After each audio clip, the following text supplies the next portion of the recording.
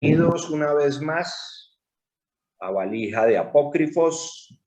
Esta noche nuevamente con mi querida amiga y profesora Susana Castellanos de Zuviría para hablarnos de un tema apasionante y muy al lugar en estas épocas. Ahimsa, la filosofía de la no violencia en Gandhi, Tolstoy y Thoreau. Antes de cederle la palabra, los comentarios administrativos de todos los lunes. Les recuerdo que pasado mañana, miércoles, también tendremos una actividad fuera de la programación regular de lunes. Este miércoles, también a las 8 de la noche, tendremos un conversatorio con el doctor Enrique Gómez, candidato presidencial por el Partido Salvación Nacional. Los espero a todos pasado mañana, 8 de la noche. De hoy en 8, lunes 16, Roberto Brandwein para hablarnos de tradición, arte y judaísmo. El día 23 les voy a pasar en diferido una que grabaré en otro horario por efecto de diferencias de usos con la persona que nos dará la charla, que es Eli Rubashkin, para hablarnos sobre la guerra en Ucrania, la LGBT-fobia de Putin como herramienta geopolítica. El 30 de mayo todavía no tenemos nada planeado. El 6 de junio, la Corporación Rosa Blanca para hablarnos en primera persona sobre las mujeres y niñas víctimas de las FARC.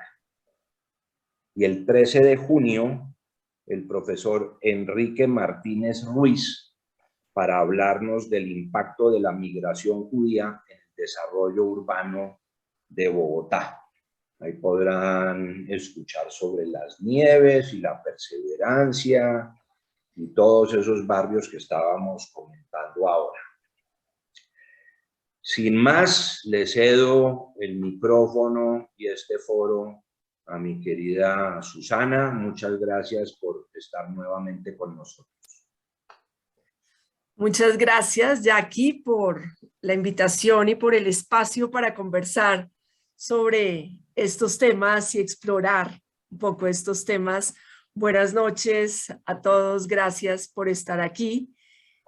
Esta noche vamos a explorar un tema que es el del ahimsa o la filosofía de la no violencia desde una tradición oriental que es el jainismo, y cómo eso va a estar también, se refleja en unos pensadores occidentales como son Thoreau, Tolstoy, y luego va a retomarlo Gandhi y otros personajes como Martin Luther King.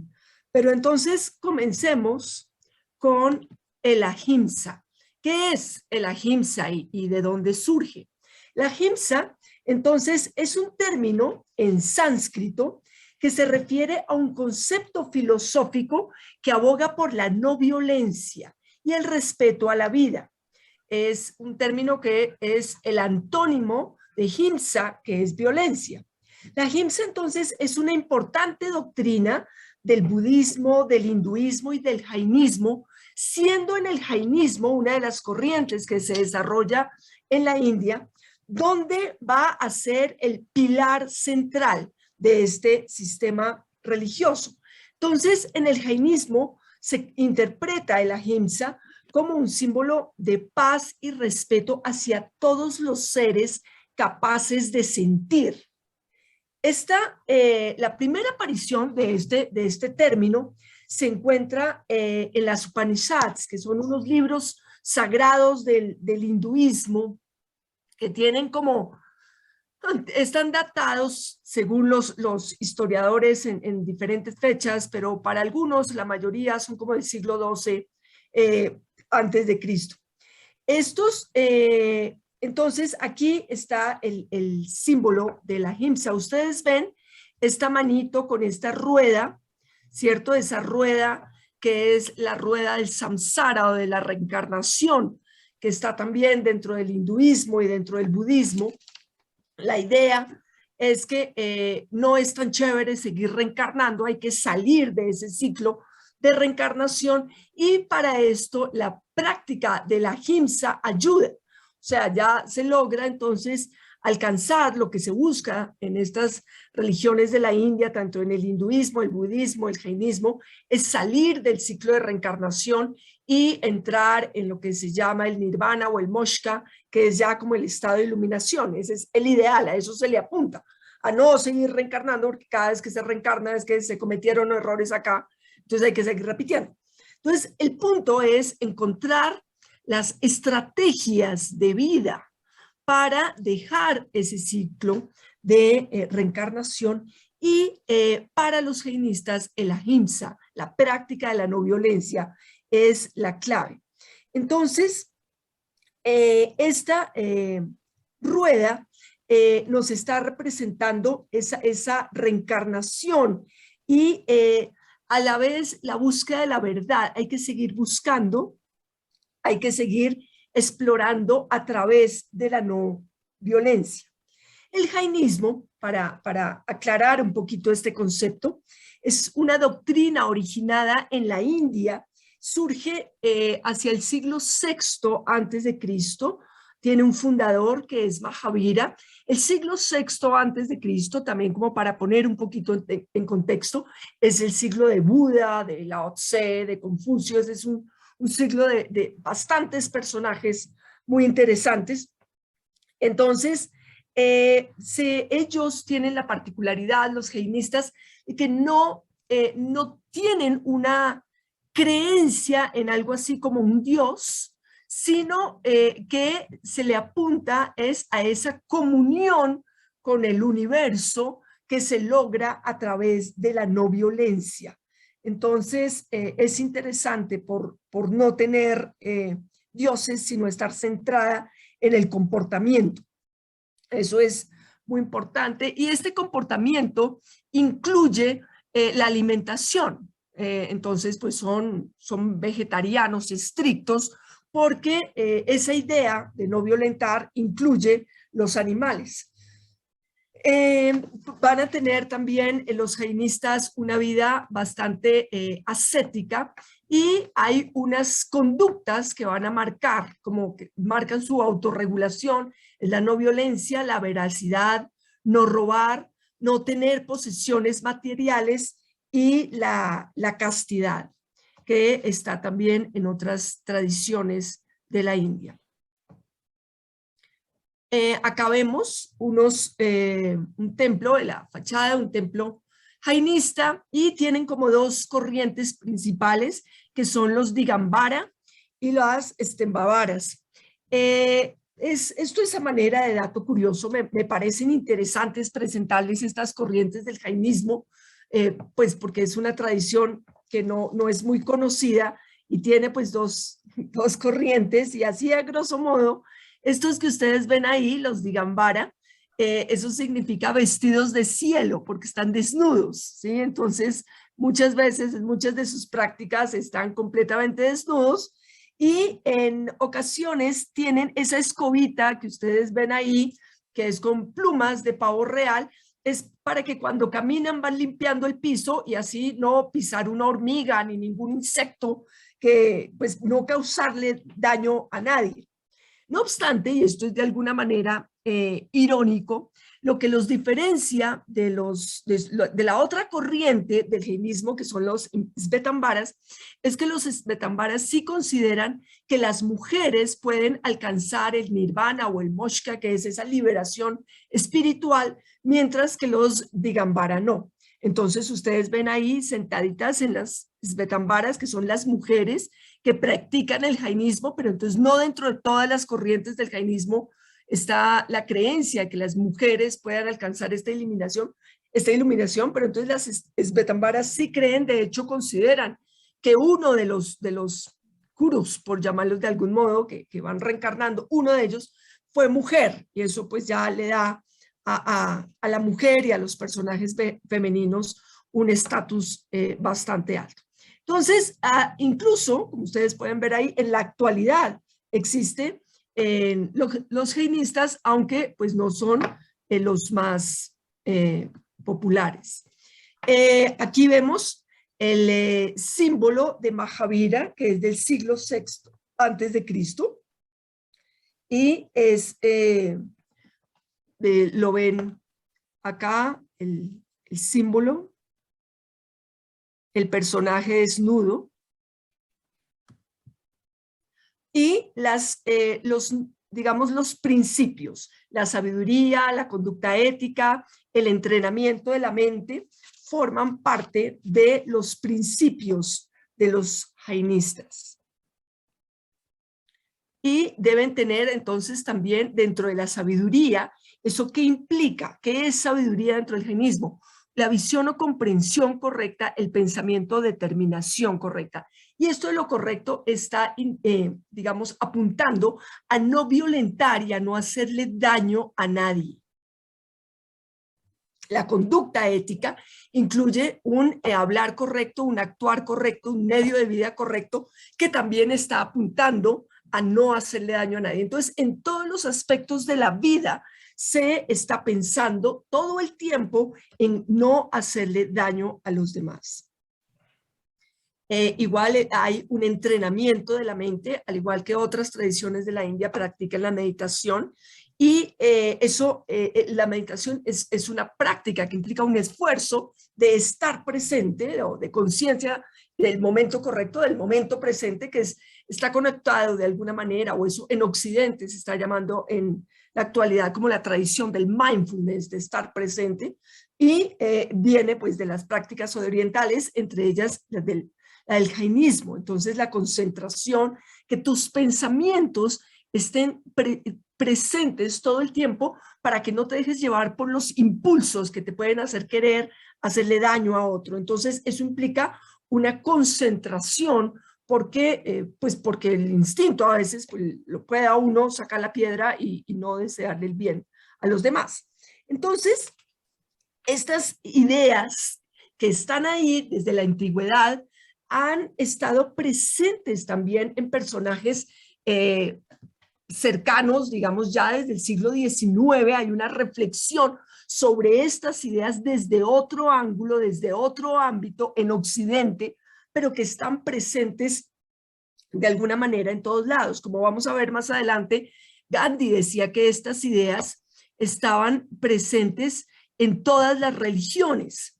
Aquí, en este personaje que me interesaba mucho rescatarlo en esta charla, Thoreau es un filósofo norteamericano, Estados Unidos, en Massachusetts, y él va a ser un personaje romántico en todo el sentido de la palabra.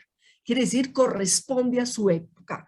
Los pensadores, artistas románticos, en el caso de él es entre un ensayista y un filósofo. No es muy frecuente tampoco hablar de filósofos norteamericanos del siglo XIX. Este es uno de ellos. Y este es un personaje realmente apasionante, porque esa idea que vimos en el jainismo va a, digamos, aplicarla de alguna manera en el contexto de la política y de la ecología. Él era considerado, pues digamos, dentro de los padres de la ecología, de la idea de la protección del medio ambiente. Fue un filósofo que abogó además por no resignarse ante la injusticia y ahondó en la relación del ser humano con la naturaleza. Entonces, de alguna manera, por eso lo consideran el padre de la ética ambiental moderna. Y todo esto dentro de la idea de la no violencia, pero aquí, y esto es tal vez lo que lo hace más fascinante, asociada a la desobediencia civil. Él tiene un libro muy interesante que si más adelante les interesa verlo, se llama Desobediencia. Y es uno, el ensayo es uno corto, aquí hay varios ensayos, y entonces aquí estamos comenzando a hablar de la desobediencia como resistencia civil, como resistencia pacífica, absolutamente pacífica, pero es un estilo de vida con el cual va a manifestar que no está de acuerdo con el gobierno. La desobediencia, la rebeldía, es algo muy común en el espíritu de los artistas, pensadores del siglo XIX. Este es el siglo del romanticismo. Esto viene sobre todo después de la Revolución Francesa, va a tomar mucha fuerza en Inglaterra, también en Alemania, y hay una rebeldía contra las instituciones, contra la religión tradicional, contra todo en realidad, y hay una búsqueda de una nueva forma de espiritualidad. En el caso de Thoreau y de muchos pensadores románticos, es conectado con la naturaleza, buscar la espiritualidad, pero a través de la naturaleza. De ahí que los pintores románticos, principalmente sus cuadros, están asociados a la naturaleza como algo, como un ser viviente cargado de vida, que es el que en realidad nos está dando vida. Entonces, si ustedes lo piensan, para principios del siglo XIX, pues esto es bastante innovador, pero por otra parte muy actual, muy conectado a muchas corrientes de pensamiento que están en furor en este momento. Entonces, Thoreau está planteando todo el tiempo esa idea de la desobediencia y esa idea de rebelarse, pero sus reflexiones, sus observaciones, sus enseñanzas mantienen una vigencia muy interesante. Sus palabras son cimiento para anarquistas, libertarios, socialistas, liberales, conservadores, ecologistas, para todo el mundo, porque aglutina maneras diferentes de entender el mundo, aunque son diversas, ¿cierto? Y en ocasiones antónimas, esa idea central de desobedecer pacíficamente a partir de la conducta y lo que denomina como la autogestión, el autorregularse. Por eso está conectado con lo que hablaba hace un momento del jainismo, esa tradición de la India que todo el tiempo está pensando que internamente nos tenemos que autorregular. Ese es un plan, filósofo norteamericano también lo estaba planteando en el siglo XIX, es decir, que no necesitamos que nos gobiernen, sino que si nos desarrollamos lo suficiente interiormente, vamos a ser capaces de darnos cuenta la verdadera relación que podemos tener con nosotros mismos, con nuestro entorno, con la naturaleza, y darle el verdadero sentido a nuestra vida y a la vida de los demás.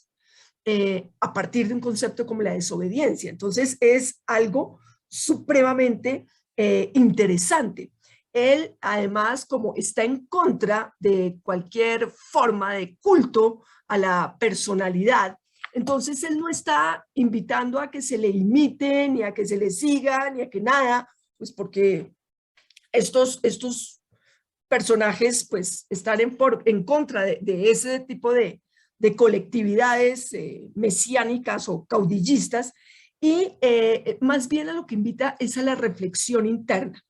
El fondo que ven ahí, que es Walden, el libro de la desobediencia, originalmente se llamaba Walden o la desobediencia, porque Walden es un lugar al que él se fue a refugiar huyendo de todo lo que era esas ciudades que se estaba empezando a formar, de esa autoridad que se estaba comenzando a formar mediados del siglo XIX, y hay unas guerras con México con la que él no está de acuerdo, por ese motivo deja de pagar impuestos. Entonces sus formas de resistencia pues son esas, no pagan impuestos. Era profesor en un momento en que estaba autorizado pegarle a los niños, él consideró que él no le iba a pegar a nadie, entonces dejó de ser profesor. Entonces tenía sus actitudes, mostraban que no estaba de acuerdo con la forma como se estaban manejando muchas cosas.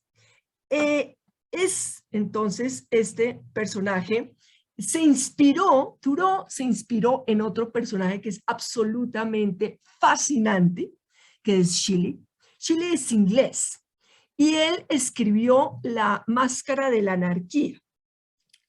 ¿Por qué lo escribió? Porque también hubo un problema después de las guerras napoleónicas en Inglaterra y hubo una masacre.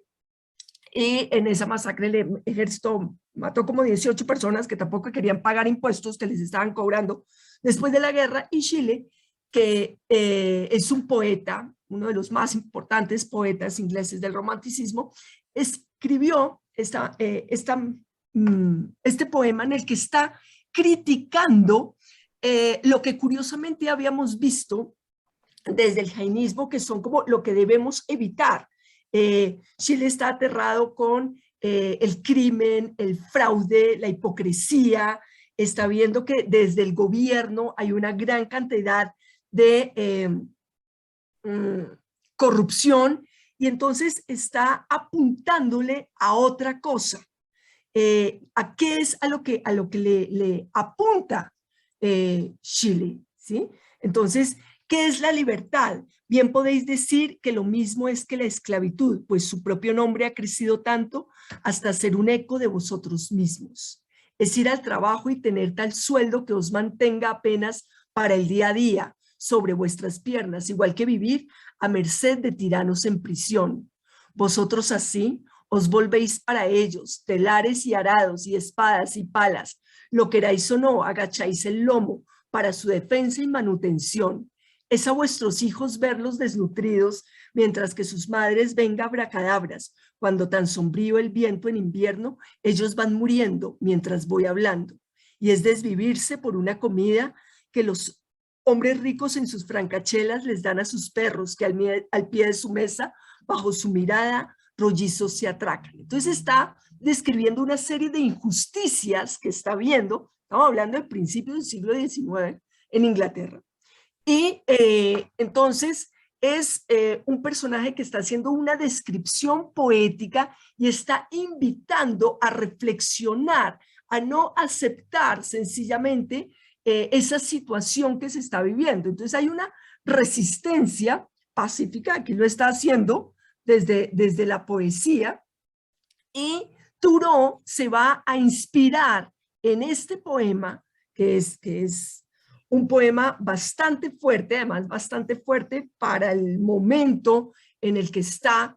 Shelley además fue un personaje que venía de la aristocracia inglesa, que estudió en Oxford, que lo echaron de Oxford por sus ideas. Entonces era el típico niño rebelde que pues se volvió artista, era amigo de Lord Byron y de una cantidad de personajes que fueron grandes viajeros ingleses a principios del siglo XIX. Entonces, todo esto confluye en que le apunta a que se debe buscar la justicia, se debe buscar la razón, se debe buscar la paz y se debe buscar el amor. Y esta es a lo que le apuntan estos poetas, tanto Shelley y después lo va a retomar Thoreau.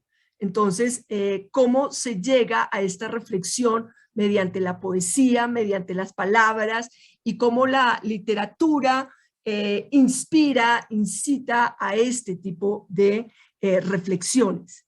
Entonces,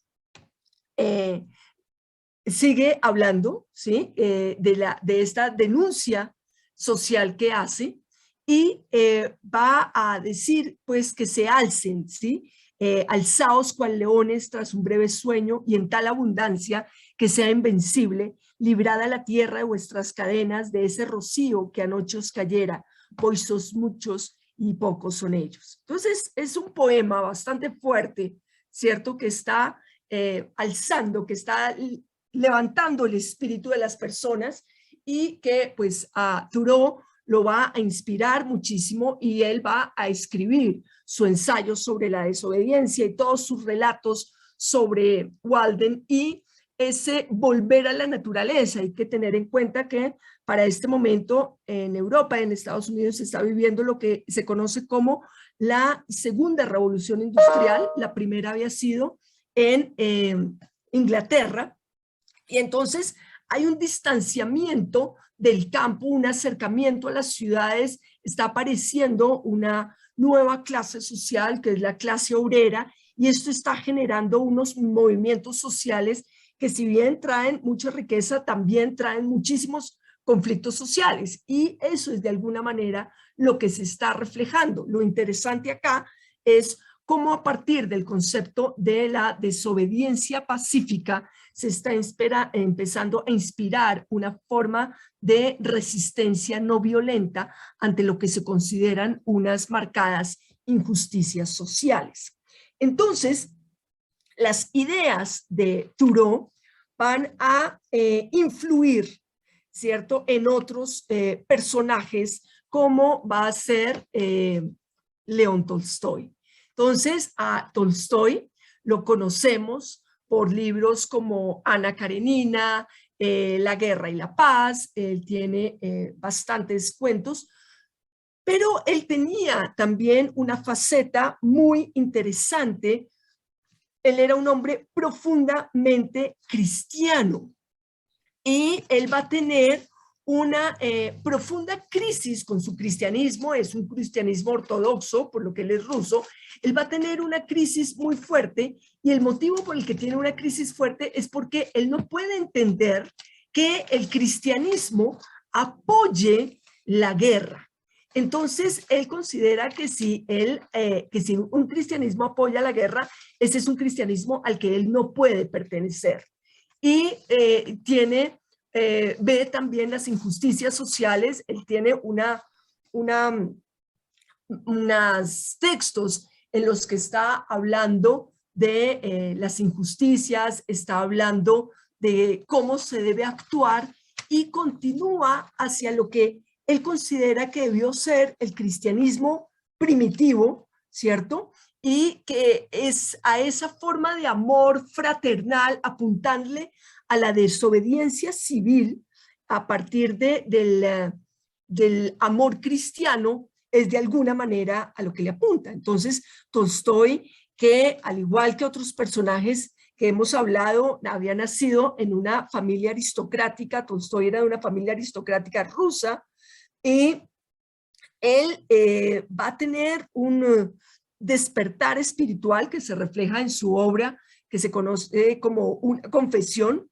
Entonces, en esa él va a empezar a hacer como una interpretación de las enseñanzas de Jesús, centrado en lo que fue el Sermón del Monte. Y es a partir de esa interpretación de las enseñanzas de Jesús que se convierte en un ferviente anarquista. Anarquista entendiéndolo, como habíamos hablado en Thoreau, esa autorregulación. Los individuos son capaces de autorregularse, de manejarse a sí mismos, de controlarse de alguna manera, siguiendo esas teorías y esas prácticas que curiosamente desde el principio habíamos visto en el jaimismo. Entonces empiezan a conectar diferentes personajes, diferentes lugares del mundo, pero de alguna manera una idea central de no violencia y de resistencia. Lo hermoso acá es que no se habla de resignación, se habla de desobediencia, pero dentro de un espíritu pacífico. Entonces, Tolstoy va a tener muchísimas frases que son muy interesantes. Es más fácil escribir 10 volúmenes de principios filosóficos que poner en práctica uno solo de ellos. Eso es muy cierto. Toda reforma impuesta por la violencia no corregirá nada del mal. El buen juicio no necesita de la violencia. Si no se tomara la vida como una misión, dejaría de ser vida para convertirse en infierno. Es valiente el que teme lo que debe temerse y no teme lo que no debe temerse. Para los historiadores, los príncipes y los generales son genios. Para los soldados, siempre son unos cobardes. No hay más que una manera de ser feliz, vivir para los demás. La vida consiste en la comprensión de la verdad. Entonces, sus ideas, todo que están en varios de sus textos, van a estar alrededor de la no violencia activa. Él ya le mete aquí el tema de lo activo a la no violencia. No se trata simplemente de quedarse quieto y mirar para otro lado, sino de alguna manera no ser violento, pero tomar una participación activa. Entonces, estas ideas se reflejan, por ejemplo, en un libro que es espectacular, que se llama El reino de Dios está en vosotros. Y este libro tuvo un gran impacto en personajes como Martin Luther King y como Gandhi. Entonces, pocas semanas antes de morir, Tolstoy va a escribir una de sus cartas a Gandhi. Él tuvo una gran correspondencia con Gandhi. Y entonces el futuro padre de la independencia de la India vivía entonces en Sudáfrica, que estaba controlada por metrópolis europeas. Entonces vamos viendo acá cómo es un momento en el que el mundo está conectado, pero estas ideas de la no violencia y la resistencia pacífica van a conectar a muchos líderes trascendentales para el desarrollo de la humanidad, por lo menos personajes líderes que han dejado una muestra de cómo puede ser una forma de solucionar o de intentar solucionar problemas de una manera pacífica. El concepto de no responder al mal con mal fue el arma pacífica de Gandhi en su lucha contra el dominio británico. Entonces, en un interesante giro de la historia, Tolstoy a su vez recibió inspiración en el desarrollo de su doctrina de la no violencia tras conocer la cultura de la India y la cultura jainista. Entonces, en Tolstoy se fusiona por una parte la influencia que recibió de Thoreau y por otra parte lo que él conoció en la India. Él estuvo, Tolstoy, estudiando en la Facultad de Filosofía Oriental en la Universidad de Kazán. Y Tolstoy tuvo correspondencia, como les decía hace un momento, con Gandhi. Ese es, digamos, parte de la herencia cultural y espiritual que rusos e indios pueden hoy admirar y apreciar. Esta comunicación entre estos dos pensadores se prolongó hasta su muerte. Y en una ocasión, Tolstoy le escribió al editor de una revista que se llamaba El Hindostán y le pidió que le escribiera sobre la difícil situación que vivía la India. Y Tolstoy contesta con una carta que se llama Carta a un hindú.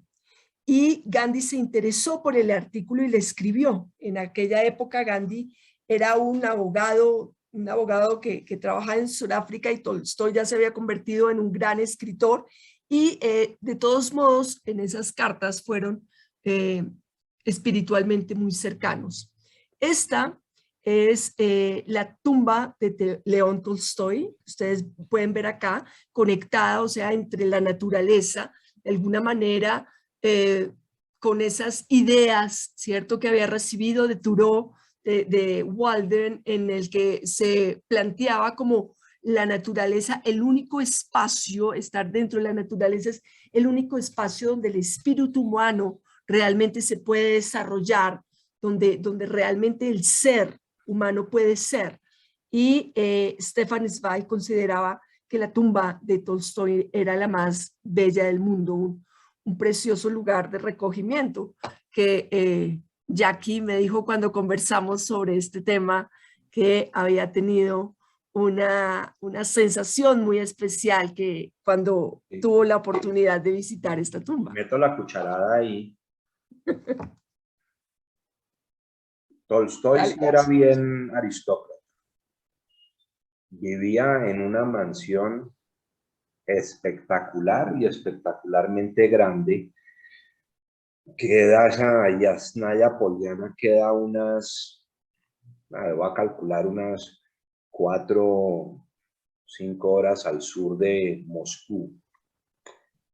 Y cuando la visité, pues chévere, llegar a un lugar histórico,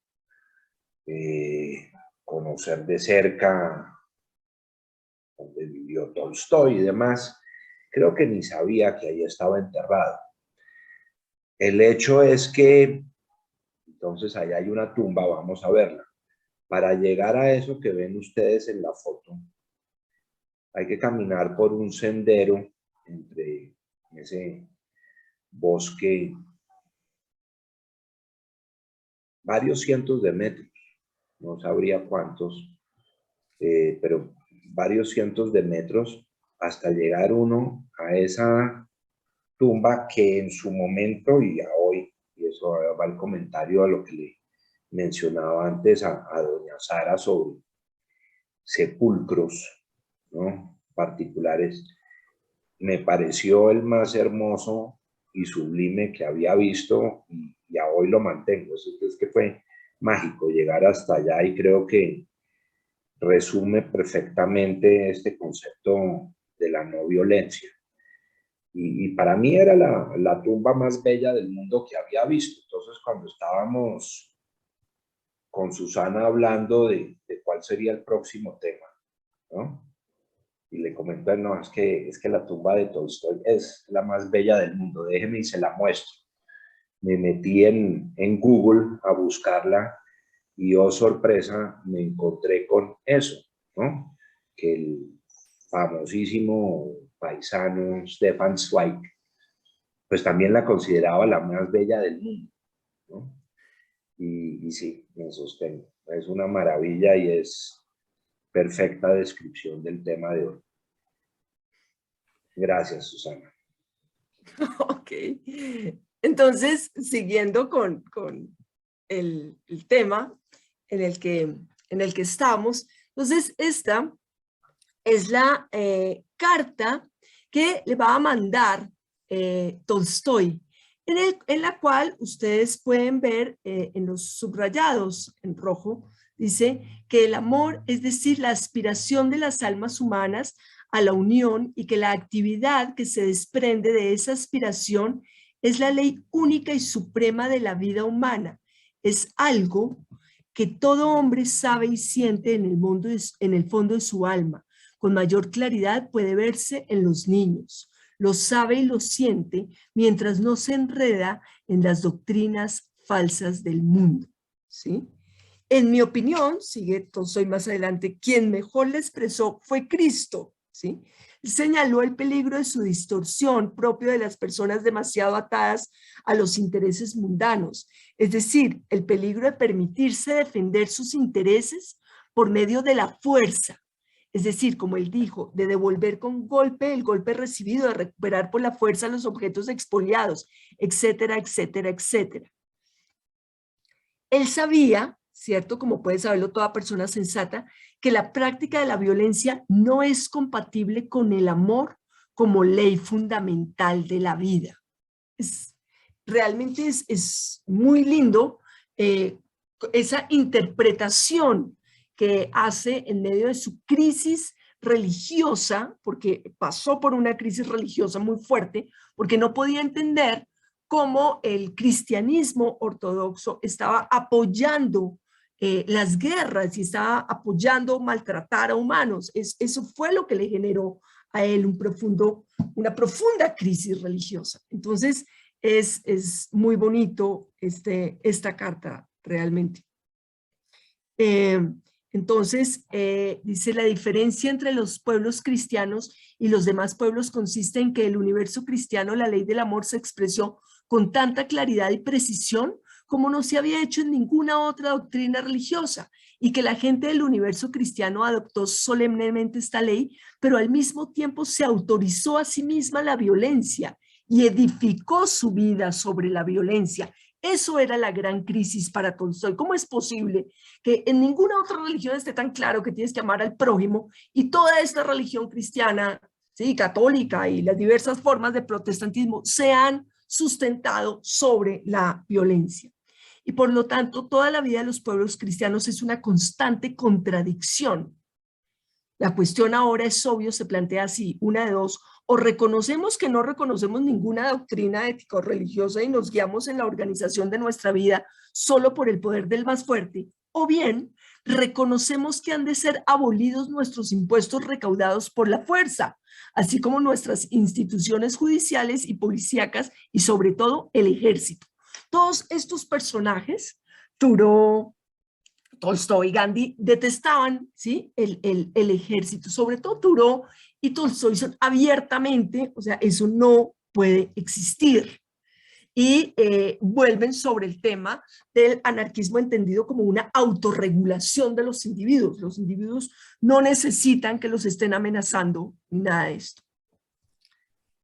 Sigue Tolstoy.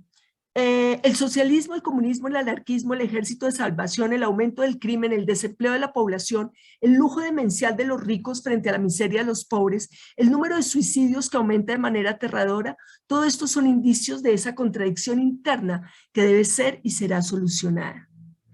En la aceptación del cristianismo, aún en la forma distorsionada en la que se profesa entre los pueblos cristianos y en la aceptación al mismo tiempo de la necesidad de ejércitos y armamentos destinados a matar masivamente en las guerras, hay una contradicción tan obvia y tan escandalosa que inevitablemente tarde o temprano, es probable que bastante más temprano que tarde, salga a la luz y acabe o bien con la aceptación del cristianismo necesaria para mantener el poder, o bien con la existencia del ejército y de toda violencia avalada por él, igualmente indispensable para el poder. Entonces, esa disyuntiva de Tolstoy está en el centro de toda su obra. Entonces, esta carta, pues era carta a un hindú. Muchas personas interpretaron que era una de las cartas a Gandhi, pero no era así, era carta al editor de una revista que se la pidió específicamente. Pero sin duda, como les había dicho, pues Tolstoy y Gandhi tuvieron una correspondencia muy prolífica durante mucho tiempo. Entonces Gandhi va a continuar, ¿cierto?, con estas ideas. Él leyó a Thoreau, él se escribió con Tolstoy, ¿cierto? Gandhi era de una familia de casta comerciante, aprendió de su madre valores que le llevaron a ser una de las personas más importantes e influyentes del siglo XX. Él era vegetariano, ayunaba para purificarse, era tolerante con todas las religiones y para él era fundamental no hacer daño a ningún ser vivo, ¿cierto? Principio que habíamos visto que estaba tanto en el hinduismo, en el jainismo y en el budismo, aunque los jainistas son los que tienen como más claro, pero era uno de los principios fundamentales de Gandhi. Su forma de pensar y de vivir sus valores se resumen en una conocida frase: un país, una civilización, se puede juzgar por la forma en que trata a sus animales. De ahí que ustedes pueden ver acá la foto donde está con la cabra. Entonces, es muy importante para él este tema de la no violencia y del respeto a la vida. Él era abogado, estudió Derecho en Londres y pues aún sin ser un gran estudiante fue aceptado en un trabajo en Sudáfrica y él fue al país de Mandela, donde empezó a vivir el racismo y otras humillaciones derivadas de su procedencia y de sus creencias religiosas, además del color de su piel, que no le ayudó a integrarse en la sociedad. Entonces empezó como a vivir en carne propia todo este tema de las diferencias que hay. Él entonces tiene una de sus frases, ¿cierto? La violencia es el miedo a los ideales de los demás. Si quieres cambiar al mundo, cámbiate a ti mismo. Lo más atroz de las cosas malas de la gente mala es el silencio de la gente buena. Esta es una frase que aparece muchas veces. Lo que se obtiene con violencia solamente se puede mantener con violencia. Un error no se convierte en verdad por el hecho de que todo el mundo crea en él. Cada uno tiene que encontrar su paz interior y la paz real no debe ser afectada por las circunstancias externas. El día en que el poder del amor anule el amor al poder, el mundo conocerá la paz. Pues son frases de una fuerza, ¿cierto?, que son realmente abrumadoras. Es un personaje realmente interesante.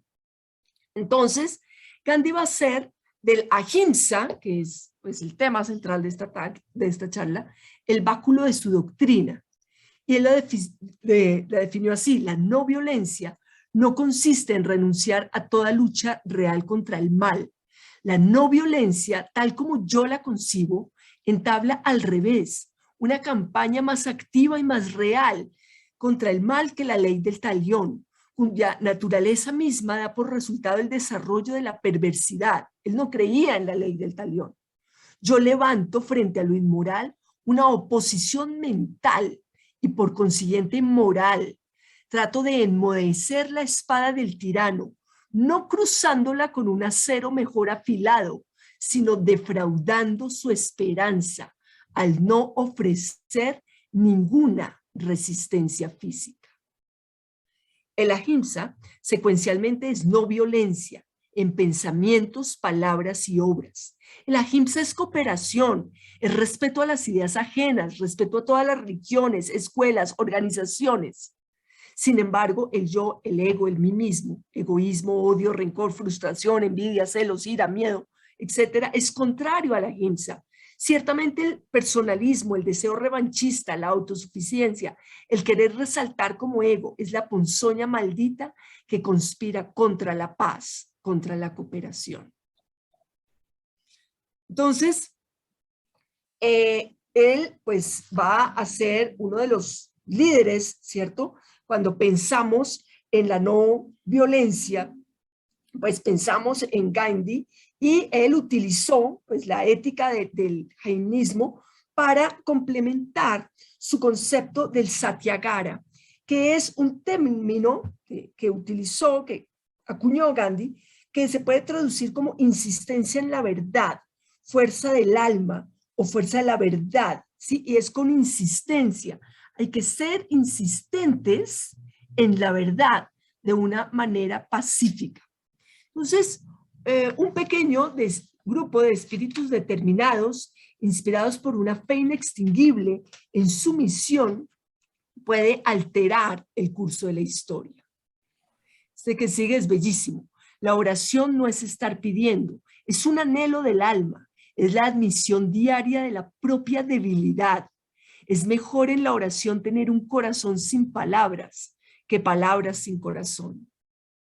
Es bastante fácil ser amigable con los amigos, pero hacerse amigos del que consideras tu enemigo, eso es la quintesencia de la verdadera religión.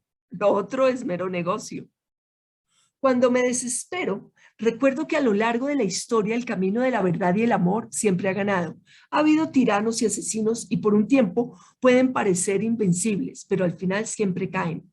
Piensa en ello, siempre.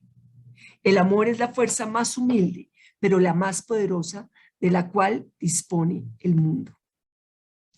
Entonces, sus ideas, ¿cierto? Estos personajes van a conectarse unos con otros y estas ideas marcaron también a Mandela, ¿cierto? Y él va a ser otro de esos personajes que fue un abogado, un activista contra el apartheid político, fue un filántropo sudafricano y lideró movimientos contra el apartheid y tras una lucha y 27 años en la cárcel, presidió en 1994 el primer gobierno que ponía fin al régimen racista. Fue el primer mandatario negro que encabezó el poder ejecutivo y el primero en resultar elegido pues, por votación en su país. Entonces, Mandela siguió ese enfoque no violento de Gandhi que logró que India se liberara del dominio colonial británico. Fue una inspiración. Él dijo que la filosofía de Gandhi le contribuyó en gran medida a lograr una transformación pacífica en Sudáfrica y a sanar esas destructivas divisiones generadas por la abominable práctica del apartheid. Entonces, si bien es cierto que todos sabemos que el siglo XX nos dejó unas terribles guerras mundiales y de terror, también existieron personas que lucharon contra la injusticia y que trataron de enfrentarse al del mundo de una manera no violenta. Y vale la pena, pues, recordar sus ideas en tiempos difíciles. Tal vez de eso se trata el recordarlos. La educación es el arma más poderosa que puedes usar para cambiar el mundo. La acción de las masas tiene la capacidad de derrocar gobiernos. Si yo tuviera el tiempo en mis manos, haría lo mismo otra vez, lo mismo que haría cualquier hombre que se atreva a llamarse a sí mismo un hombre. Detesto el racismo porque lo veo como algo barbárico, ya sea que venga de un hombre negro o de un hombre blanco. Una buena cabeza y un buen corazón son siempre una combinación formidable. Todas estas eran ideas centrales de Mandela, asociadas con ese principio de la ahimsa, de la no violencia. Tenemos también a otro de los personajes que todos conocemos, que es Martin Luther King, y él fue también un líder de la no violencia, fue un pastor y activista estadounidense de la Iglesia Bautista que desarrolló una labor crucial en Estados Unidos al frente del movimiento por los derechos civiles para afroestadounidenses y que además participó en numerosas protestas contra la guerra de Vietnam y la pobreza en general. Por esa actividad encaminada a, digamos, terminar con todas estas formas de segregación y discriminación, fue condecorado con el Premio Nobel de la Paz y pues él él luchó con todos los medios posibles y sin embargo, pues como se sabe, fue asesinado en Memphis cuando se preparaba para asistir a una reunión, a una cena con unos amigos. Entonces, dentro de las ideas centrales de Martin Luther King, tenemos la injusticia en cualquier lugar es una amenaza para la justicia en todas partes. O sea, hay una conexión, que era algo de lo que les mencionaba hace un momento. O sea, es un problema de todos, es un problema del planeta. Los problemas que hay en una parte del mundo de alguna manera nos afectan a todos. Si supiera que el mundo se acaba mañana, yo hoy todavía plantaría un árbol. Aunque se es consciente de la situación tan terrible, es de mantener la esperanza, mantener la fe en que se puede salir adelante a pesar de todo y de manera pacífica, pues es realmente emocionante. Si ayudo a una sola persona a tener esperanza, no habré vivido en vano. Nada se olvida más despacio que una ofensa y nada más rápido que un favor. No soy negro, soy un hombre. Lo que con violencia se obtiene, solo se mantiene con violencia. Quisiera sufrir todas las humillaciones, todas las torturas, el ostracismo absoluto y hasta la muerte para impedir la violencia. Son unas frases de una fuerza monumental que están transmitiendo, por una parte, una esperanza en el ser humano, pero también una conciencia profunda de las debilidades que estamos viviendo como sociedad. Entonces, Martin Luther King representa con su frase, pues, tengo un sueño que mis 4 hijos un día vivirán en una nación en la que no serán juzgados por el color de su piel, sino por la naturaleza de su carácter. Tengo un sueño, un solo sueño, seguir soñando, soñar con la libertad, soñar con la justicia, soñar con la igualdad. Ojalá ya no tuviera necesidad de soñarlas. Y sigue, hemos aprendido a volar como los pájaros, a nadar como los peces, pero no hemos aprendido el sencillo arte de vivir como hermanos. La oscuridad no puede sacarnos de la oscuridad, solo la luz puede hacerlo. El odio no puede sacarnos del odio, solo el amor puede hacerlo.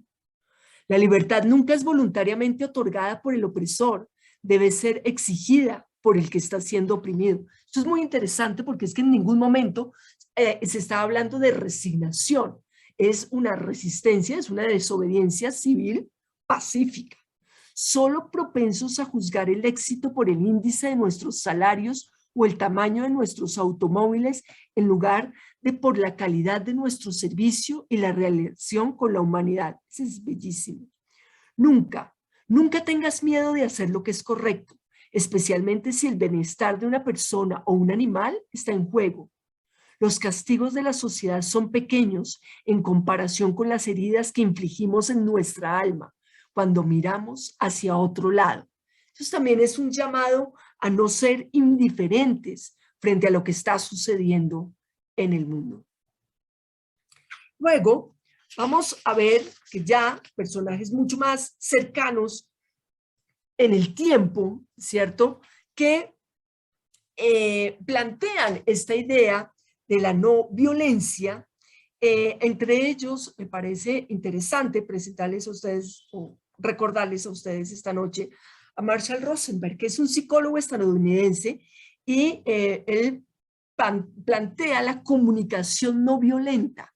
En estos tiempos que si uno enciende el noticiero, pues lo que ve no solo las acciones son violentas, sino que la forma de tratarse unos a otros es terriblemente violenta. Él habla de cómo cambiar la forma de comunicarnos para no ser violentos, para resolver conflictos y diferencias de un modo pacífico. Los que usan la comunicación no violenta, que es también llamada la comunicación empática, consideran que todas las acciones se originan en un intento de satisfacer necesidades humanas, pero tratan de hacerlo evitando el uso del miedo, la culpa, la vergüenza, la acusación, la coerción y las amenazas. O sea, podemos comunicarnos sin atacar el otro. El ideal de esta comunicación no violenta es que las propias necesidades, deseos, anhelos, esperanzas no se satisfagan a costa de la otra persona. Un principio clave en este tipo de comunicación no violenta es que facilita o se busca desarrollar la capacidad de expresarse sin emitir juicios sobre lo que está bien, sobre lo que está mal, sobre lo que es correcto o incorrecto. Entonces se hace hincapié en expresar sentimientos y necesidades y no críticas o juicios morales. Entonces una de las ideas de Rosenberg es la empatía reside en la habilidad de estar presente sin opinión. Y eso está muy conectado también con el jainismo y con las tradiciones de la India, porque igual que en el mindfulness, porque es no juzgar, ¿cierto? Puedo estar presente sin juzgar a los demás ni a mí mismo y mantener, tratando de regular de este modo las emociones para no tomarme por todo personal, por lo tanto no sentirme atacado y no responder de manera violenta. Toda violencia es el resultado de personas engañándose para creer que su dolor es provocado por otra gente, pensando por tanto que merecen ser castigadas. La empatía nos permite percibir de una nueva forma nuestro mundo y movernos hacia adelante. Somos peligrosos cuando no somos conscientes de nuestra responsabilidad, de cómo nos comportamos, pensamos y sentimos. Cuando nuestra comunicación apoya la compasión, el dar y el recibir, la felicidad reemplaza la violencia. Entonces aquí está este tema de ser pacíficos, de la resistencia pacífica. Sí, podemos decir, manifestar lo que estamos sintiendo, pero podemos mantener esto en un entorno pacífico. Y finalmente, otro personaje que es interesante en este momento es Boaventura de Sousa Santos. Es un doctor en sociología y en derecho por la Universidad de Yale y es un catedrático de sociología. Y él está, digamos, hablando de la necesidad de que la tecnología le llegue a todo el mundo para, pues, dar una forma pacífica de igualdad de oportunidades y de desarrollo. Él aboga, su pensamiento central, aboga por una lucha pacífica hacia la igualdad social basado en descolonizar el saber y en una ecología del saber contra el pensamiento abismal separado de las realidades concretas. Entonces, él desde 1980, digamos, comenzó a adoptar el papel de un investigador que quiere, pues, que el mundo tenga acceso al conocimiento, cree en la importancia de los científicos sociales que luchan por la objetividad y no por la neutralidad. Entonces, eso ha cambiado mucho, muchas formas, por ejemplo, de escribir y de hacer periodismo. Ya no se busca necesariamente la neutralidad, sino tener una posición frente a lo que está sucediendo. Su trayectoria reciente está marcada por la cercanía con movimientos y organizaciones que marcan como una sociología crítica, y ha realizado muchos trabajos de campo en Brasil, en la construcción de, digamos, de medios de comunicación para las favelas, para los asentamientos ilegales, que tengan también una forma de expresarse pacíficamente. Y él lo ha trabajado directamente, sobre todo en Brasil, dándole espacio a los grupos que tradicionalmente no han tenido cómo expresarse, espacios para que tengan medios de comunicación, que empiecen a tener la tecnología y puedan hacerlo de una manera pacífica. Entonces, dentro de las ideas centrales, que me parece que tiene, está: tenemos derecho a ser iguales cuando las diferencias nos inferiorizan, y tenemos derecho a ser diferentes cuando la igualdad nos descaracteriza. La historia ha sido escrita hasta ahora por el cazador. Es tiempo de que sea escrita por el león. La tragedia de nuestro tiempo es que la dominación está unida y la resistencia está fragmentada. El conocimiento occidental ha impuesto un programa en todo el mundo basado en la imposibilidad de pensar otro mundo distinto al capitalista. Entonces, este es Boaventura de Sousa Santos. Europa, según él, Europa está en crisis, está atrapada dentro de una asfixia total. No hay posibilidades nuevas, pero si esos países están atrapados en una crisis global, la democracia no funciona, porque tampoco es democracia. Y ellos, países del norte, piensan: ¿cómo es posible que nos enseñen los del sur cómo salir de la crisis si ellos son los problemáticos? Yo pienso que después de 5 siglos intentando enseñar al mundo, el norte se dio cuenta de que no tiene nada que enseñar. Y lo más trágico es que no puede aprender. Hay muchos prejuicios coloniales que impiden al norte aprender del sur, de lo que llevó a muchos países del sur a salir de sus respectivas crisis. Entonces, mantiene, o sea, es un personaje que está en la actualidad, pero mantiene esas ideas, ¿cierto?, que vienen desde Thoreau, de buscar formas de resistencia pacíficas, formas alternativas de comunicación, de manifestarse. O sea, sí hay que hacer algo, pero no violento. Y para concluir, me gustaría dejar con ustedes este fragmento de Gandhi. La no violencia es la mayor fuerza a disposición de la humanidad. Es más efectiva que el arma de destrucción más efectiva que haya ingeniado el hombre. Literalmente, ahimsa significa no violencia hacia la vida, pero tiene un significado mucho más amplio. Significa también que uno no puede ofender a otra persona, debiendo compadecerse del otro incluso si se trata de un enemigo. Para aquellos que siguen esta doctrina, no hay enemigos. Quien cree en la eficacia de esta doctrina halla el último estado cuando se alcanza la meta, viendo el mundo a sus pies. Si expresamos nuestro amor, ahimsa, de tal modo que marque para siempre a nuestro enemigo, dicho enemigo nos devolverá ese amor. Ahimsa, o el no daño, por supuesto, implica no matar, pero el no daño no se refiere únicamente a no matar, sino que ahimsa implica una abstinencia absoluta de causar cualquier dolor físico o emocional a cualquier ser vivo, bien sea por pensamiento, palabra u obra. El no daño requiere una mente, una boca y unas manos pacíficas. Bueno, muchas gracias. Espero que estas ideas los acompañen y los reconforten un poco esta noche. Muchas gracias. Muchas gracias a usted, Susana. Magnífica experiencia. Aprendimos muchísimo. Le agradezco muchísimo. Gracias. Y muy al lugar en estos momentos históricos y republicanos, ¿no? Creo que estoy convencido que más que esas sobredimensionadas cátedras bolivarianas y clases de ética y urbanismo y cívica No sirve para nada. que no sirven para nada, ¿sí?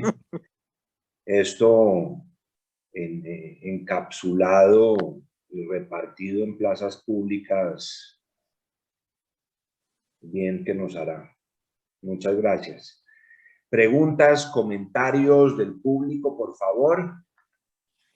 Don Egberto, bienvenido acá, por favor. No, primero que todo, agradecerle a usted, Jackie, y a Susana, una charla muy ilustrativa, muy interesante, y solamente quería hacer un comentario muy sencillo. Tal vez le interesará a ella saber que hay un compositor norteamericano que compuso una ópera en 1979 que se llama Satyagraha. Y la ópera tiene 3 actos. El acto primero es Tolstoy.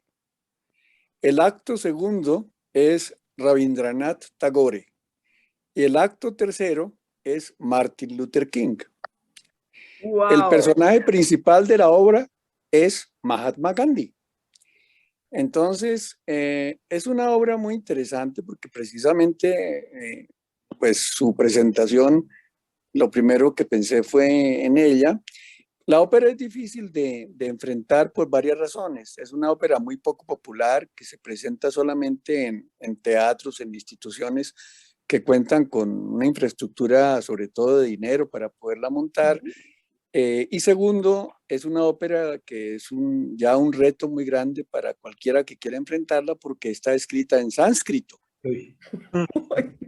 Y él hizo el libreto en sánscrito y obviamente es un libreto que es muy imposible porque una obra contemporánea sobre personajes digamos, de una cronología tan compleja y además escribirlo en sánscrito, pues naturalmente lo único que hace es ponerle un gran énfasis a la fuerza de su música. Entonces, pues esa ópera no se puede ver muy fácilmente, pero está disponible en la página del Metropolitan Opera House pagando y no vale mucho, no vale mucho oírla.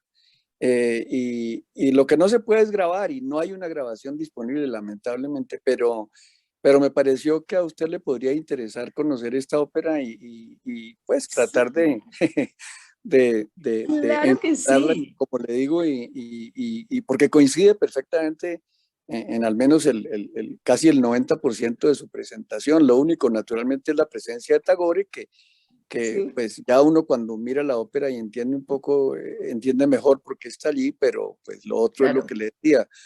Tolstoy, Tagore, Martin Luther King, primer personaje, o sea, personaje principal, Mahatma Gandhi. Y luego, la ópera es el comienzo del Bhagavad Gita.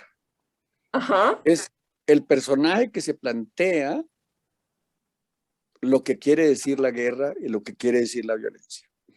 Y naturalmente la responde con estas 3 opciones, que usted citó 2 de ellas, no la de Tagore, pero las otras 2. Y justamente es lo que le permite a Philip Glass hacer, obviamente, una enseñanza que va desde el comienzo de toda esta filosofía, que es justamente esa escena inicial y la única que hay en el Bhagavad Gita, que es Arjuna allí ante esto.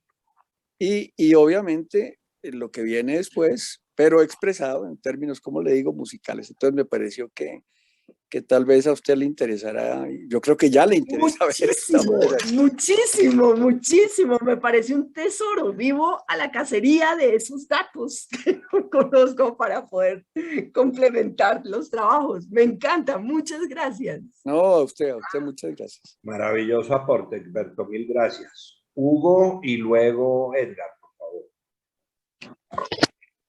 Hola, buenas noches a todos, Jack. Muchísimas, pero muchísimas gracias por esta gran charla. La exposición fenomenal, Susana. Créeme que hace mucho no oía una música tan celestial que llegara a mi corazón y me penetrara tanto en mis sentimientos y me cuestionara a mí mismo en muchos temas. Hoy precisamente está pensando, hago parte de algunas actividades públicas y políticas, de hacer un numeral de agravios contra el Consejo de Bogotá. Estaba muy sentido, precisamente por un acuerdo. Yo respeto lo que pues se hace constitucionalmente y las funciones que tiene el Consejo, en el cual el acuerdo 133, proyecto de acuerdo, lo presentaron en una comisión que pretendía o que pretende es darle nombre del Estado de Palestina a la calle 86 en Bogotá, que va desde la carrera séptima a la carrera 11, con calle 86. Pero viendo más allá, yo dije, bueno, listo. Están en su derecho constitucional y desde que no tenga ningún tipo de violación, no vulnera ningún tipo de actuación. Pero lo que me ofendió muchísimo es que volvieron el Consejo una tribuna para el antisemitismo y para atacar el Estado de Israel, las organizaciones semitas que han venido trabajando en pro del Estado de Israel y atacar también al pueblo judío. Y le decía al Raf Cosmi y a muchos, Marcos, que esa era una situación que, estando uno en el consejo, no sabía ni qué hacer, se siente impotente, siente esa furia y quería destrozar, mejor dicho, a muchos ahí en ese escenario. Pero finalmente me doy cuenta que tarde o temprano llega una solución más pacífica. Creo que no era la manera tampoco de llegar a generar una posición beligerante en ese momento, donde estaban los ánimos tal vez un poco caldeados en ese debate, y sí más bien entrar a una proposición o buscar algo que acerque más, que genere más ese diálogo. Yo represento una colectividad desde un punto de vista político y más allá de ese punto de vista debo representar en mi propia idea de cómo me voy a sentir, no solo de reaccionar, sino en el día de mañana cómo voy a estar, si me supe calmar, si me supe tranquilizar, si supe liberar mis emociones. Tanto fue así que salí de ese debate y llamé a Sandra Leventhal, ella es psicóloga y también pues ahorita está en temas políticos. Decía, Sandra, estoy que estallo, ¿qué vamos a hacer? Sandra me decía, no, Hugo, cero reacción, más control. Y lo de hoy, esta charla, ojalá ya te pido porfa que quede grabada, quisiera vérmela y escucharla nuevamente 5 o 10 veces, no he dicho dormir con ella, porque de verdad que es para uno aprender mucho a llevar muchas situaciones que en el día a día se ven y verdaderamente marcar una diferencia desde uno mismo. Lo que se haga acá puede equilibrar en otro lugar. Muchísimas gracias, Jack. Susana, vuelvo y te repito, fue música celestial. Muchas gracias. Muchas gracias. Gracias, Hugo. La charla quedará Muchas gracias. Publicada en su versión editada en Facebook y en el blog el día miércoles en la tarde, como todas las demás. Edgar. Buenas noches, profe Susana, ¿cómo está? Buenas noches. Gracias, don Jack. Bueno, estaba yo, mientras muy juiciosamente tomaba notas de las cosas que su merced nos contaba. Bueno, primero que todo me pareció fascinante conocer la figura de Henry Thoreau, no lo conocía, maravilloso.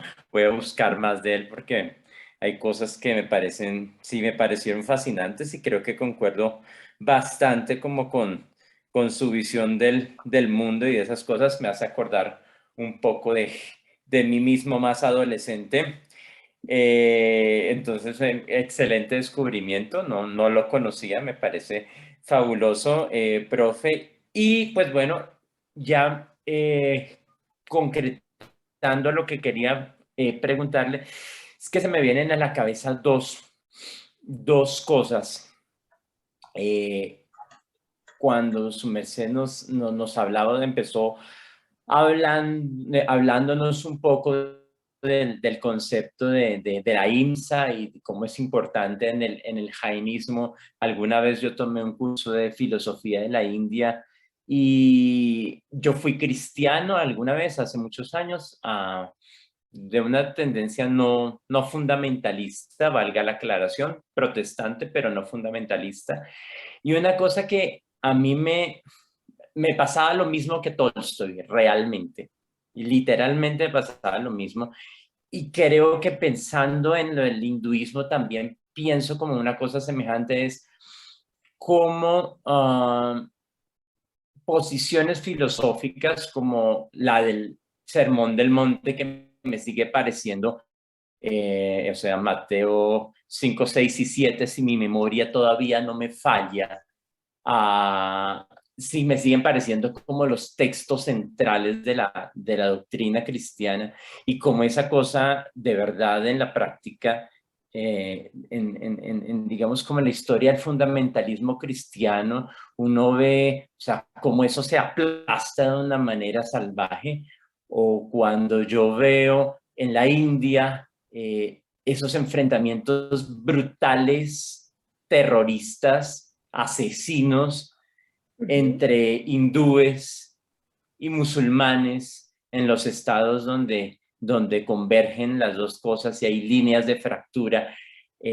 A mí esa cosa me sigue pareciendo de una disonancia cognitiva brutal, o sea, no, sí, a mí eso me sigue chocando y creo que tengo esa, cuando su merced comentaba el caso de Tolstoy, a mí me da exactamente esa misma sensación. Entonces, ¿cómo es posible que los principios centrales sean tan claros, sean tan diáfanos, sean tan bellos, sean tan bien transmitidos, pero en el colectivo de la gente que pertenece a esas corrientes, sean hinduistas o sean cristianos, eso es carreta, eso no es real?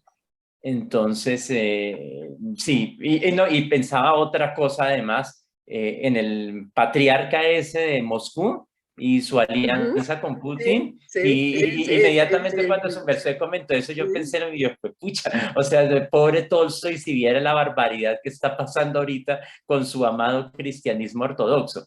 Entonces, esa era como su merced, ¿qué opina de eso? Y ¿qué cree que pasa ahí con esa cosa de esa diferencia entre lo que para los pensadores fundamentales de esas religiones era lo central y los seguidores que definitivamente eso les vale nada? Eso pasa, yo creo, pues con muchas tradiciones entre la lectura de los textos y la aplicación cuando ya tiene unas implicaciones políticas grandes, complejas. Lo que tú estás planteando es un problema sociológico profundo que está marcado en el cristianismo, pues tendríamos que hacer una charla de historia del cristianismo que podemos hacerla un día, pero es básicamente ese paso cuando ya se institucionaliza políticamente el cristianismo con Constantino, siglo IV, todo eso, pues ya deja de ser lo que era originalmente, ¿sí? Entonces, ya esa mezcla entre la política y la religión, pues va a hacer que los ideales originales se desvanezcan. Yo no sé si necesariamente, pero me parece, según la historia, que casi que necesariamente estos ideales se desvanecen.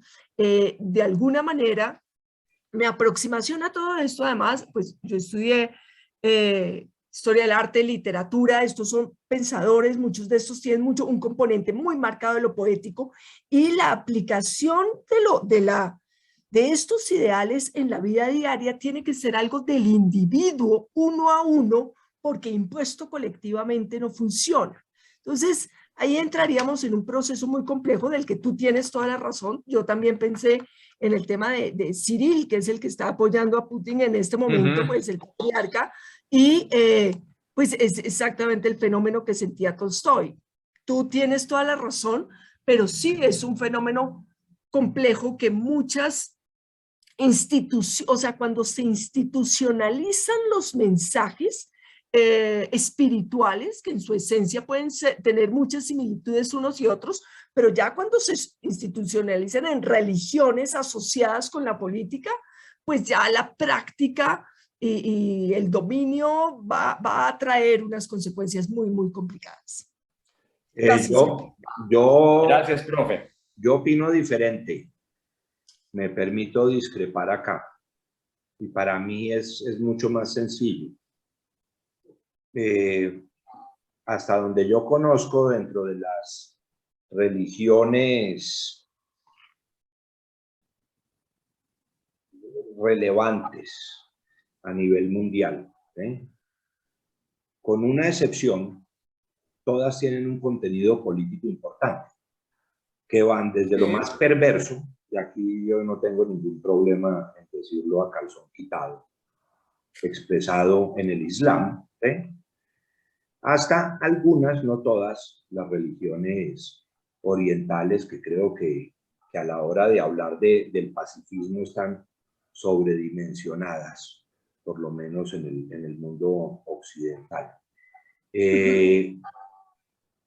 Entonces, si nos vamos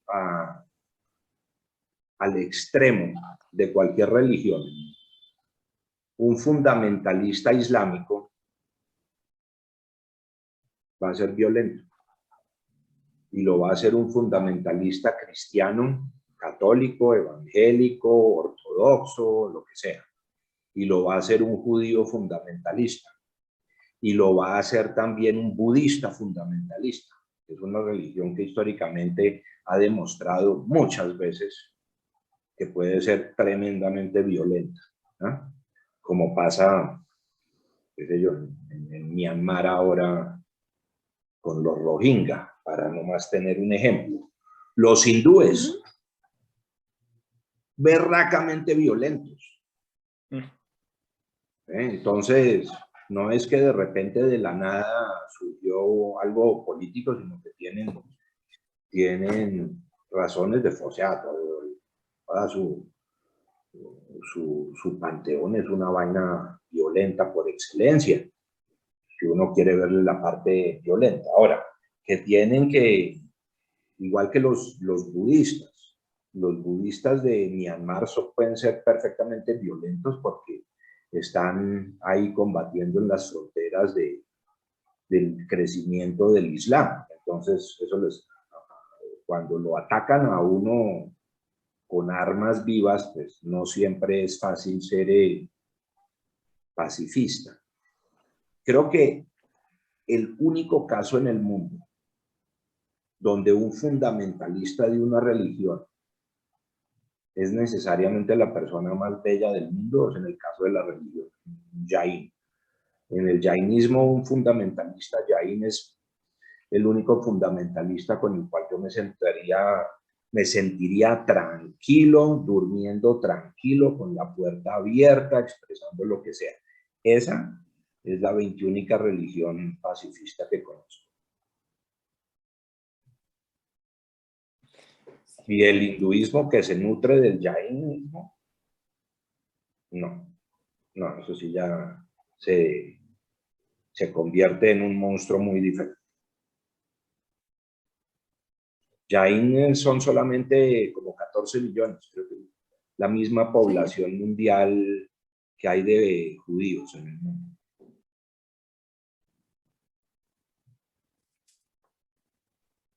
Ok, sí. Gracias, don Jack. Gracias, profe. Felipe, a usted que siempre le gusta ser el último, bien pueda. Gracias, Jack, para cerrar, sí. De acuerdo además con lo que tú estás diciendo, Jack, que Gandhi precisamente lo que quería era retomar un poco ese concepto de la ahimsa y mucho del jainismo, pues porque en India, como tú lo estabas diciendo, no se practicaba ni se veía.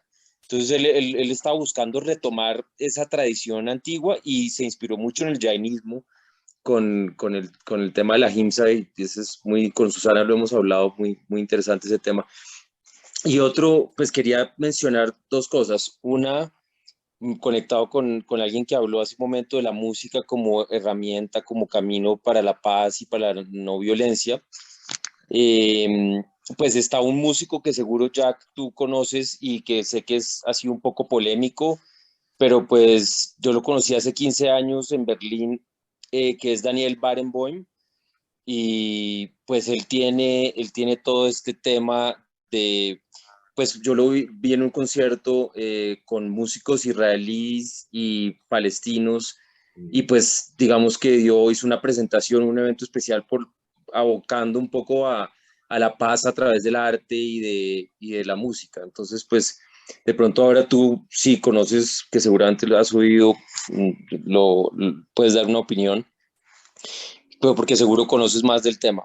Pero lo último, la pregunta concreta que le quería hacer a Susana es si tú crees que hoy en día, en una situación tan difícil como la que se está viviendo en Europa, con Rusia y Ucrania, esto que tú has hablado hoy de la no violencia tiene relevancia, y si crees que eso, o sea, podemos, digamos que por rescatar muchas de estas enseñanzas de estos grandes pacifistas, que si hay espacio para esto en un momento como el actual, y si sabes si existe, si hay de pronto personas, seguramente puede que haya algunos activistas que estén hablando de este tema en Europa. No sé si sabes algo de eso o qué opinas de la situación actual con respecto a la ahimsa y a la no violencia. Pues me parece que el tema es absolutamente actual. Creo que sería importante hacer una lectura del mundo, que cada persona hiciera una lectura del mundo desde esta mirada. Creo que es una de las pocas, si no la única mirada esperanzadora que hay en este momento. Eh, Creo, sí, hay unos grupos, claro, que están, de hecho, que siguen estas ideas del jainismo, de hecho hay en Colombia también, y en Europa, pues, pero no tienen por ahora un impacto muy grande, pero sí tratan en colegios y con niños de como un poco de llevar estas ideas. Pero sí, creo que las ideas de Gandhi, de Thoreau, de Mandela, de Martin Luther King, son profundamente relevantes en la actualidad. Y de Thoreau, por ejemplo, aunque ya haya pasado casi 200 años, sigue siendo muy vital la no violencia, la conexión con la naturaleza, el respeto a los animales, el respeto a todo ser vivo, la idea de que no matar no solamente es no matar, sino no hacer daño ni de palabra ni físicamente. Son principios fundamentales sobre los que todos deberíamos reflexionar. Claro que sí. Gracias. Muchas gracias. De Daniel Barenboim, sí, también tuve el gusto de escucharlo por primera vez en Berlín hace quizá todos esos años, quizá como unos 15. Creo que el ejercicio musical que hace con esa orquesta nacional es maravilloso. Por lo demás, o sea, la parte musical de él me parece formidable. La parte filosófica y política de él me parece, no la comparto ni un poquito. pero musicalmente en ese proyecto me parece una maravilla. Vicky. Buenas noches, doctora Susana, ¿cómo está? Y Jack, buenas noches para todos. Bueno, interesante escuchar varios de los términos que se hablan aquí, pero mire, yo le invitaría a un libro, no pude compartir el enlace del libro que se llama Debates Contemporáneos. Son ¿Perdón? muchísimos. ¿Se llama cómo? Debates Contemporáneos. Uh-huh. Son cerca de unos 26, 25 jóvenes hablando de Latinoamérica, pero se refieren mucho y se apegan mucho a una profesora de la actualidad que se llama Fabiola Mora, católica, que ella habla sobre algo que llama el lenguaje sutil, y habla sobre la resistencia y sobre la resignación y la sujeción. Y yo pienso que hay cosas que se pueden aplicar, pero también estoy de acuerdo con mucho de lo que dices esa parte de los libros, y es que hay momentos en que de pronto el silencio y el proceso de paz apacible, de manejar alguna situación apaciblemente, no se puede llegar a hacer. Y eso lo vemos como ejemplo en las muchas guerras que tuvo Israel y que aún a veces tiene que tener.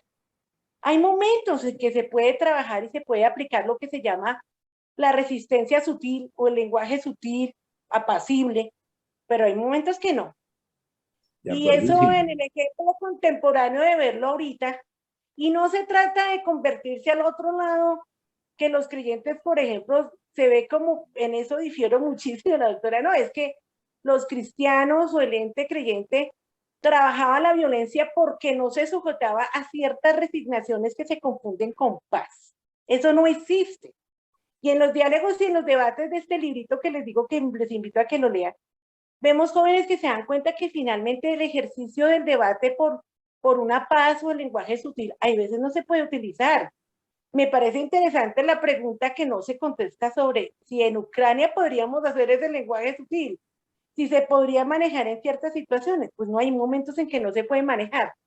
Eso es lo que pasa con ese lenguaje sutil, por ejemplo, lo pongo aquí en relación a lo que dice Hugo Poveda.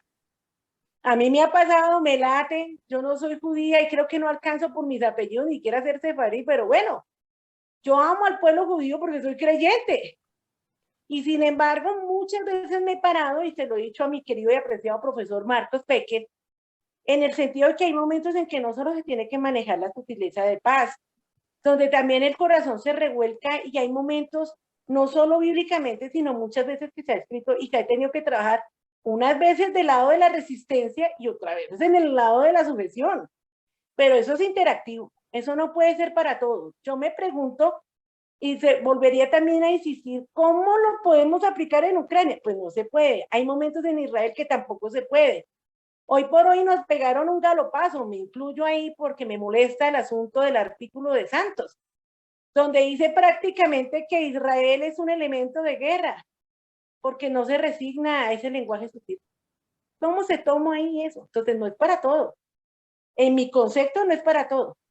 Estoy en zonas de conflicto y no se podría, viene muy bien al tema, pero no se podría aplicar para todo. Porque precisamente por aplicar ese concepto y ese tema en esa manera del lenguaje sutil, solo buscando la paz y el bien, estamos como estamos. Entonces realmente no sé hasta dónde. Mi pregunta sería más bien sí cómo poderlo aplicar, porque ni tanto en Ucrania como hay momentos muy específicos, tanto en Israel en sus guerras, que no se puede aplicar. Sí, es muy factible. Digamos, esta exploración de esta noche es más como una aproximación filosófica, una mirada sobre la vida, pero claro, hay situaciones de la actualidad en las que ya es tan complejo que posiblemente sería muy difícil, claro. Sí, yo creo que es que ambos planteamientos son válidos para mi gusto, ¿no? Y como dice ahí el texto de Eclesiastés, ¿no? Que hay un tiempo para cada cosa en la vida, hay un tiempo para la guerra y hay un tiempo para la paz, ¿eh? Y yo creo que hay momentos en que jugar a pacifista es dañino. O sea, yo creo que mal harían los ucranianos salir con margaritas en la boca de los fusiles, ¿eh? Y creo que también no es el momento para la guerra, por ejemplo, con los personajes de la primera línea.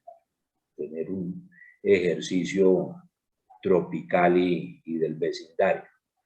Hay momentos en que un movimiento pacífico pudiera hacer maravillas y otros en que hay que exterminar al enemigo. La sabiduría está en saber aplicarlo. Y el que no esté de acuerdo conmigo, mentira. ¿Algún otro comentario? Don Aarón. ¿Cómo están? Buenas noches. Muchas gracias, doña Susana. Mire, lo Muchas que yo gracias. quiero decir es que ese asunto de la no violencia muchas veces genera mucha violencia. Lo vemos en India. En India es verdad que Gandhi movió multitudes y todo lo que quiera, pero él mismo es fruto, la muerte de él es fruto de lo que él mismo generó a través de la no violencia. Él dividió al país, indudablemente, porque la división entre musulmanes y hindúes inclusive creó los dos Pakistanes. Ahora, por el otro lado, Gandhi no era a favor de Israel. Él estaba en contra de la creación de Israel. Él decía que Israel no tiene razón de ser, los judíos pueden ser simplemente, para utilizar un término no muy agradable, pueden ser apátridas, ¿no? Eso me recuerda un poco lo de Lenin, ¿no? Cuando trataron de definir en el Politburo lo de las nacionalidades, los judíos nos quedamos sin nacionalidad aparentemente porque no teníamos territorio. Entonces no había nacionalidad para los judíos. Entonces lo mismo pasa con Gandhi. Gandhi considera que los judíos pueden vivir en cualquier parte y no necesitan un territorio, y era terriblemente anti-israelí. ¿Sí? Lo que me hace acordar también del señor Mandela, ¿no? Curiosamente, gente que promovía una liberación nacional, pacifistas, y en el fondo generaban una violencia increíble, ¿no? Porque, por ejemplo, bueno, India en realidad hoy en día yo creo que está más pacífico que en otras épocas. Pero en Sudáfrica es un país que realmente no son pacifistas, definitivamente. Entonces, no, solo quería decir, anotar eso, ¿no? Que esa no violencia a veces nos genera a veces más violencia. Gracias. ¿Algún otro Gracias. comentario? Entonces concluimos por hoy esta deliciosa velada. Susana, nuevamente, muchísimas gracias. A quienes nos acompañaron hoy por primera vez, bienvenidos, síganlo haciendo. Pasado mañana nos vemos 8 de la noche para un conversatorio con el candidato presidencial Enrique Gómez, Partido Salvación Nacional, y de hoy en 8, lunes 16, con Roberto Brandwein para escucharle sobre tradición, arte y judaísmo. A todos muchísimas gracias y una feliz noche. Hasta luego. Gracias. Gracias, que tengan una buena Vaya noche. bien. Hasta luego. Gracias. Hasta luego.